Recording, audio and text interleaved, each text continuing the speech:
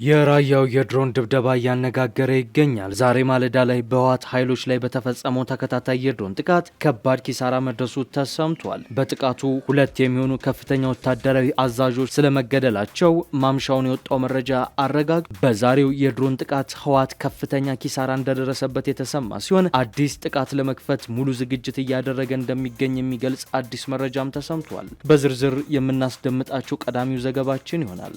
የኤርትራ ወታደራዊ መኮንኖች፣ የደህንነት ኃላፊዎች እንዲሁም ደግሞ የጦር መሳሪያዎች ወደ ኢትዮጵያ በስፋት እየገቡ እንደሚገኝ አንድ ዘገባ ይፋ አደረገ። የኢትዮጵያ የውጭ ጉዳይ ኢንስቲትዩት ዛሬ ያጋራው አዲስ ሀተታ እያነጋገረ ይገኛል። ተቋሙ በዚህ ሀተታ በዛላምበሳና አካባቢው የኤርትራ ወታደራዊ መኮንኖች እንዲሁም ከባባድ የጦር መሳሪያዎችና ወታደሮች በስፋት ወደ ኢትዮጵያ ድንበር እየገቡ ነው በማለት ተደምጧል። አሁን ጥያቄው ኤርትራ አዲስ አበባን የሚቃወሙ ኃይሎችን እየደገፈች ነው ወይንስ አይደለም የሚለው አይደለም።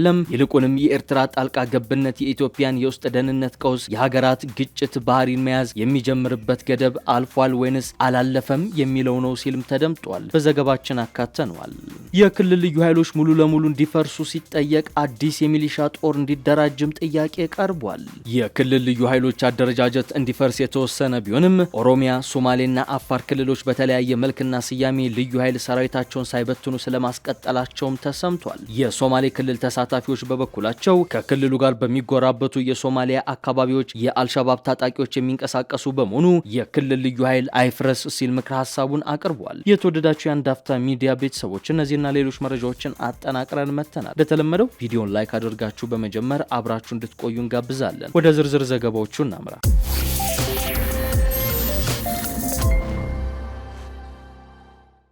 ዛሬ ማለዳ በራያ በተፈጸመው የድሮን ድብደባ ከፍተኛ የህወሓት ወታደራዊ አዛዦች መገደላቸውን የሚገልጽ ሪፖርት ወጥቷል። ከዚህ በተጨማሪም ህወሓት ሌሊቱን አዲስ ጥቃት ለመሰንዘር ትዕዛዝ መስጠቱን የሚገልጽ መረጃ እየተሰማ ነው። ደቡባዊ ትግራይ ላይ በድሮን የተጠቃው የህወሓት ኃይል በፌዴራል መንግስት ላይ ጥቃት ለመሰንዘር የመጨረሻ ዝግጅቱን እያደረገ እንደሚገኝ ተሰምቷል። ከቡድን እስከ ከባባድ መሳሪያዎች ታጥቆ ጥቃት ለመክፈት የተዘጋጀው ይህ ቡድን በተፈጸመበት የድሮን ጥቃትም ከፍተኛ ኪሳራን ያስተናገደው ተብሏል። ዛሬ ረፋድ በተፈጸመው የድሮን ጥቃት የህወሓት አርማ 26 ወታደራዊ አመራሮች ተገድለዋል። ጥቃቱ የተፈጸመው ህወሓት ከሻዕቢያና ከፋኖ ጋር ቅንጅት በመፍጠር አዲስ ጥቃት ለመሰንዘር ሲዘጋጅ በነበረበት ወቅት ላይ ነው። በድሮን ጥቃቱ የአርሚ 26 ኮር 3 ሀየሎም ክፍለ ጦር ስር የሚገኙ ሻለቃዎችና ሬጅመንት አመራሮች መገደላቸውን ለማዕከላዊ መንግስቱ ቅርበት ያላቸው የመረጃ ምንጮች ዘግበዋል። ጥቃቱ የተፈጸመው በትምህርት ቤት ውስጥ በተሰበሰበ የህወሓት ኃይል ላይ ሲሆን በአካባቢው የጦርነት ዝግጅት እንዳለም ይታወቃል። ህወሓት ከድሮን ጥቃቱ በኋላ ማምሻውን ባወጣው መግለጫም ከራሱ የወጡ ከዳተኞች እያስጠቁት እንደሚገኝ ቁጣውን ገልጿል። ከራሱ የወጡ አካላት ከብልጽግና ጎን ተሰልፈው እየወጉት መሆኑን የሚገልጸው የህወሓት መግለጫ ስለ ራያው የድሮን ጥቃት ግን ያለው ነገር የለም። ራያ ላይ ወታደራዊ አመራሮቹ ጭምር በድሮን የተመቱበት ህወሓት በመግለጫው ከራሱ የወጡ ታጣቂዎች አፋር ክልል መሽገው ተደጋጋሚ ጥቃቶችን በቅርቡ እንደከፈቱበት ገልጿል። አፋር ክልል የሚንቀሳቀሰው የሀራ መሬት ታጣቂ ከብልጽግና ጋር እጅና ጓንት ሆኖ እየተኮሰብኝ ነው ያለው ቡድኑ ከመተኮስም አልፎ አስተኳሽ ሆኖብኛል በማለትም ከሷል። እንደሚታወሰው ህወሓት አስተኩሶብኛል፣ ከፌዴራል መንግስት ጎን ሆኖ እየወጋኝ ነው ያለውን ኃይል ከቀናት በፊት ጥሪ አቀርቦለትም ነበር። ጥሪው ወደ ትግራይ ተመልሰው እየተዘጋጀበት ላለው ጦርነት ከጎኑ ተሰልፈው ብልጽግናን እንዲወጉ ቢሆንም ታጣቂው ኃይል ግን ከመንግስት ጎን ቆሞ ራሱን ህወሓትን መውጋትን መርጧል። ቡድኑ ማምሻውን ባወጣው መግለጫም ለተፈጸመበት ጥቃት ምላሽ ለመስጠት ዝግጅት ላይ መሆኑን አሳውቋል። ቡድኑ ህወሓት ከሸረሪና እስከ ራያ የገጠመውን ጥቃት ተከትሎ መደናገጥ ውስጥ መግባቱን የሚያመላክቱ መረጃዎችም ወጥቷል። የራያው የድሮን ጥቃት የተፈራውን ጦርነት ሊቀሰቅሰው እንደሚችል የተገለጸ ሲሆን ወታደራዊ ፍጥጫዎችም ክፉኛ አይለዋል። የራያው ግንባር ውጥረት አሁን ላይ ወደ ተሟላ ጦርነት ሊያመራ እንደሚችል ከስፍራው የወጡ መረጃዎች አመላክተዋል። ምናልባትም ሌሊት ላይ ህወሓት አዲስ ጥቃት ለመሰንዘር እየተዘጋጀ እንዳለ ነው መረጃዎች የጠቆሙት። ሻዕቢያ የኢትዮጵያ ታጣቂ ኃይሎችን ከመደገፍ አልፎ ግልጽ የሉዓላዊነት ጥሰት እየፈጸመ ነው ሲል የኢትዮጵያ የውጭ ጉዳይ ኢንስቲትዩት ባሰራጨው ጽሑፍ ከሰሰ።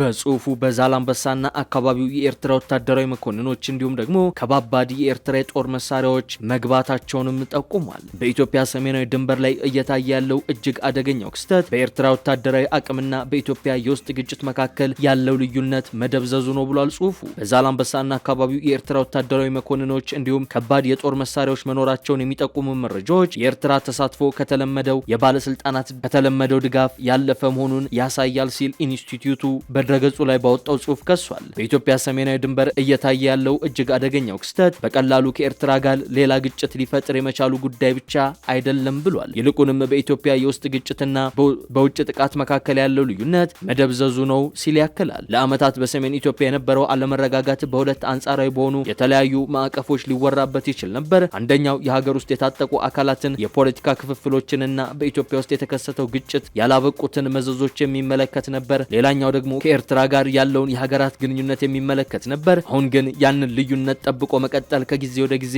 ከባድ እየሆነ መጥቷልን ብሏል ጽሑፉ ይቀጥልና በኢትዮጵያ ባለስልጣናት የተገለጹት የቅርብ ጊዜ ኩነቶች በኢትዮጵያ ሰሜናዊ ድንበር ላይ የኤርትራ ጣልቃ ገብነት መኖሩን የሚያሳዩ አሳሳቢ ሁኔታዎችን ይጠቁማሉ ይላል። የኤርትራ ወታደራዊ አባላት፣ የደህንነት መኮንኖች፣ ከባድ የጦር መሳሪያዎችና ከኢትዮጵያ የታጠቁ አካላት ጋር ቅንጅት መኖሩን የሚገልጹ ሪፖርቶች እንደ ዛላምበሳ ባሉ አካባቢዎች የኤርትራ ወታደራዊ ባለስልጣናት መገኘታቸውን ከሚጠቁሙ መረጃዎች ጋር ተዳምሮ አሁን ያለው ሁኔታም ከተለመደው የፖለቲካ ድጋፍ ወይም በተዘዋዋሪ መንገድ በፕሮክሲ ከሚደረግ እገዛ እጅግ የላቀ የተሳትፎ ደረጃ ላይ መድረሱን ያሳያል ሲል የሁኔታውን አሳሳቢነት ጠቅሷል። የጉዳዩ አሳሳቢነት ኤርትራ የፌዴራል መንግስቱን ለሚቃወሙ አካላት በምታደርገው የተለመደ ድጋፍ ላይ ብቻ ሳይሆን የኤርትራ መንግስት አባላትና ወታደራዊ አቅሞች በቀጥታ በኢትዮጵያ ግዛት ውስጥ እየተንቀሳቀሱ ሊሆን የመቻሉ እድል ላይ ነውም ብሏል። ጽሑፉ ይቀጥልና የኤርትራ ቀጥተኛ ወታደራዊ ተሳትፎ የኢትዮጵያን የውስጥ ደህንነት ቀውስ ወደ ሀገራት ግጭት የሚቀይር የሉዓላዊነት ጥያቄም ነው ብሎታል። ኢትዮጵያ በምታሳየው ትዕግስት የሉዓላዊ ግዛቷ መሸርሸር ተአማኒ ማስረጃዎችን በማቅረብ ሉዓላዊነቷን ማስከበር ይኖርባታል በማለትም ጽሑፉ ምክረ ሀሳብን ሰንዝሯል። ነገር ግን ይህ ገደብ የታለፈ ከሆነ የችግሩ ስልታዊ ባህሪ ይቀየራል ያለም ሲሆን ቀደም ሲል በዋናነት እንደ ኢትዮጵያ የውስጥ የደህንነት ፈተና ተደርጎ ሊወሰድ ይችል የነበረው ጉዳይ ከጊዜ ወደ ጊዜ የሉዓላዊነትና በሀገራት መካከል ያለ የኃላፊነት ጥያቄ እየሆነ መጥቷል። ቀጥተኛና ተጠያቂነትን የሚያስከትል የውጭ ሀገር ወታደራዊ ተሳትፎ በደጋፊና በተሳታፊ መካከል ያለው ልዩነት የሚያደበዝዝ ሲሆን ሁኔታውን በሀገራት መካከል የሚደረግን የኃይል አጠቃቀም ወደሚያስተዳድረው ዓለም አቀፍ የህግ ማዕቀፍ ይበልጥ ያጠጋገዋልን ብሏል። ስለሆነም የኢትዮጵያ ስልታዊ ተግባር ድርብ ይሆናል የሚለው ጽሑፉ አንደኛው ተአማኒነት ባለው ማስረጃ እውነታዎችንና ተጠያቂነትን ማረጋገጥ ሲሆን ሁለተኛው ደግሞ የሚታየው ትዕግስት የሉዓላዊ ግዛት ድንበሮቿ መሸርሸርን እንደ መቀበል ተደርጎ እንዳይተረጎም ማድረግ ነውም ብሏል። በመሆኑም ዋናው ጥያቄ ከእንግዲህ ኤርትራ አዲስ አበባን የሚቃወሙ ኃይሎችን እየደገፈች ነው ወይንስ አይደለም የሚለው ሳይሆን ይልቁንም የኤርትራ ጣልቃ ገብነት የኢትዮጵያን የውስጥ የደህንነት ቀውስ፣ የሀገራት ግጭት ባህሪን መያዝ የሚጀምርበት ገደብ አልፏል ወይንስ አላለፈም የሚለው መሆን አለበት በማለትም ተደምጧል። ከሰሞኑ ኤርትራን በተመለከቱ እንደ ሆርን ሪቪው፣ የውጭ ጉዳይ ኢንስቲትዩት ተቋማት የሚሰራጩ ጽሑፎች በኢትዮጵያና በኤርትራ መካከል ያለው ውጥረት እጅግ መጋጋሉንና ከቁጥጥር ውጪ ሊወጣ መሆኑን የሚያመላክት እየሆነ መጥቷል። የክልል ልዩ ኃይሎች እንዲፈርሱና አዲስ የሚሊሻ ጦር እንዲገነባ ጥያቄ ቀረበ። የክልሎች የልዩ ኃይል አደረጃጀት እንዲፈርስ የተወሰነ ቢሆንም ኦሮሚያ፣ ሶማሌና አፋር ክልሎች በተለያየ መልክና ስያሜ የልዩ ኃይል ሰራዊታቸውን ሳይበትኑ ማስቀጠላቸውን ተመካካሪዎች አንስተዋል። ውሳኔው በሁሉም ክልሎች በእኩልነት ተግባራዊ እንዲደረግ መጠየቃቸውንም የዋዜማ ራዲዮ ዘገባ አመላክቷል። በፌዴራል ከተሞች ጉዳይ ጥላ ውስጥ የወደቀው ሀገራዊ የምክክር ጉባኤ በተለያዩ አጀንዳዎች ዙሪያ ለውሳኔ የቀረቡ ጉዳዮችን አስተናግዷል። አወያዮች፣ በምሁራን ፓናል አባላት እንዲሁም በምክር ሀሳብ አጠናቃሪ ቡድን አባላት ላይ ቅሬታዎች የቀረቡ ሲሆን ከ10 የሚልቁ የፖለቲካ ፓርቲዎች ለኮሚሽኑ ቅሬታ ለማቅረብ ፊርማ እያሰባሰቡ ስለመሆኑም ተሰምቷል። በተቋማት ግንባታ፣ የህግ የበላይነትና ሰብአዊ መብቶች አጀንዳ ውስጥ ከተካተቱ ንዑስ አጀንዳዎች መካከል የጸጥታና ደህንነት ተቋማት ነጻነት፣ ገለልተኝነትና አደረጃጀት ጉዳይ ይገኝበታል። በንዑስ አጀንዳው አማካኝነት ምክክር ከተደረገባቸው ጉዳዮች መካከል የክልል ልዩ ኃይሎች ጉዳይ የሚገኝበት ሲሆን አሁንም የልዩ ኃይል አደረጃጀትን ያላፈረሱ ክልሎች መኖራቸውን በምክክር ሂደቱ መነሳቱ ተሰምቷል። ምንም እንኳን የክልሎች የልዩ ኃይል አደረጃጀት እንዲፈርስ የተወሰነ ቢሆንም ኦሮሚያ፣ ሶማሌና አፋር ክልሎች በተለያየ መልክና ስያሜ የልዩ ኃይል ሰራዊታቸውን ሳይበትኑ ማስቀጠላቸውን የሚያነሱት ተመካካሪዎች ውሳኔው በሁሉም ክልሎች በእኩልነት ተግባራዊ እንዲደረግ መጠየቃቸውንም የዋዜማ ራዲዮ ምንጮች ገልጸዋል። የሶማሌ ክልል ባለድርሻ አካላትን ወክለው በጉባኤው እየተሳተፉ የሚገኙ ተመካካሪዎች ከክልሉ ጋር በሚጎራበቱ የሶማሌ አካባቢዎች የአልሻባብ ታጣቂዎች የሚንቀሳቀሱ መሆናቸውን በማንሳት ክልሉ አሸባሪዎች ለመታገል የልዩ ኃይል አደረጃጀቱን እንዲያስቀጥል ጠይቀዋል። ይሁንና የሁሉም ልዩ ኃይሎች አደረጃጀት እንዲፈርስ የቀረበው ምክር ሀሳብ ሚዛን መድፋቱን የተሰማው በዚህም እንደ ሶማሌ ባሉ ክልሎች የአካባቢውን ቋንቋና ስነ ልቦና የሚያውቁ የፌዴራል ጸጥታ አካላት እንዲሰማሩ ምክር ሀሳብ እንደቀረበም ነው የተሰማው። ክልሎች የልዩ ኃይል አደረጃጀታቸውን ማፍረሳቸውን ቢገልጹም በፖሊስና አድማ ብተና ስም ዘመናዊ ትጥቆችን የታጠቀ ሰራዊት አደራጅቷል የሚል ሀሳብ የሰነዘሩት ተመካካሪዎች በበኩላቸው የክልሎች የመሳሪያና የሰራዊት አቅም የሚቆጣጠር አደረጃጀት በፌዴራል ደረጃ እንዲቋቋም ምክር ሀሳብ አቅርበዋል። እነዚህ ምክር ሀሳቦች የስራ ቡድኑ ውሳኔን እንዲያሳልፍባቸው የቀረቡ ናቸው። የክልል ልዩ ኃይሎች ሙሉ በሙሉ እንዲፈርሱ ከቀረበው ምክር ሀሳብ በተጨማሪም ወጥ የሆነ የሚሊሻ ሰራዊት አደረጃጀት እንዲፈጠር ምክር ሀሳብ ቀርቧል። ይህ ሰራዊት በሀገር አቀፍ ደረጃ ወጥ የትጥቅ ሁኔታና የስልጠና መንገድ እንዲኖረው መጠየቁን የሚናገረው ዘገባው የሰራዊቱ አባላት ወርሃዊ ደሞዝ እንዲቆረጥላቸው ምክር ሀሳብ እንደቀረበም ዘግቧል። ከፍተኛ ቁጥር ያላቸው የሚሊሻ ሰራዊት አባላት መኖራቸውን ያነሱት ተመካካሪዎች ደግሞ ወርሃዊ ደሞዝ መክፈል የመንግስትን የበጀት አቅም የሚፈትን መሆኑን አንስተዋል። ይሁንና የስራ ቡድኑ አባላት በጉዳዩ ዙሪያ ውሳኔ እንዲያሳልፉ በምክር ሀሳብ መቅረቡንም ተሰምቷል። በመጨረሻም